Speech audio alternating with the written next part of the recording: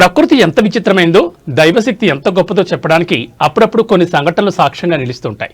మనం పురాణాల్లో విన్నాం, జంతువులు కూడా భగవంతుని సేవలో తరిస్తాయని. కానీ కలియుగంలో కళ్ళ ముందే అలాంటి దృశ్యం కనిపిస్తే మధ్యప్రదేశ్లోని సాదర్ అటవీ ప్రాంతంలో ఇప్పుడు అలాంటి ఒక అద్భుత దృశ్యం వెలుగు చూసింది. సాక్షాత్తు ఆ వనరాజు అడవికి గుండ్రకూడైన పులి బోళాశంకరుడు ముందు తలవంచి నమస్కరించిన తీరు చూస్తుంటే భక్తులు ఆశ్చర్యంతో నోరెళ్లబెడుతున్నారు. సాధారణంగా పులి కనిపిస్తే మనుషులే కాదు, అడవిలోని జంతువులన్నీ గజగజ వణికిపోతాయి. కానీ మధ్యప్రదేశ్ సాదర్ అడవిలోని ఒక పురాతన శివలింగం వద్ద వింత దృశ్యం ఆవిష్కృతమైంది. అడవిలో స్వేచ్ఛగా విహరిస్తున్న ఒక పులి అక్కడ ఉన్న శివలింగం వద్దకు నెమ్మదిగా నడుచుకుంటూ వెళ్ళింది. ఏదో అటవీ జంతువుని వేటాడే క్రమంలో వెళ్ళిందని అనుకుంటే పొరపాటే.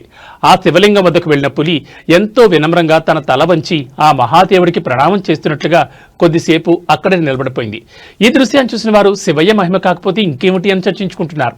ఈ అరుదైన దృశ్యం అటవీ శాఖ ఏర్పాటు చేసిన ట్రాప్ కెమెరాలో లేదా పర్యాటకుల కెమెరాలో నిక్షిప్తమై ఉండొచ్చని భావిస్తున్నారు. ప్రకృతిలో ప్రతి అణువు ఆ పరమశివుడి ఆజ్ఞ మేరకే నడుస్తుందని భక్తులు నమ్ముతుంటారు.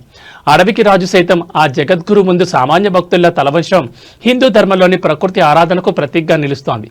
జంతువులకు కూడా దైవత్వం పట్ల అవగాహన ఉంటుందా, లేక ఇది కేవలం యాదృచ్ఛికమా అనే చర్చ పక్కన పెడితే ఈ విజువల్స్ మాత్రం భక్తుల మనసు గెలుచుకుంటున్నాయి.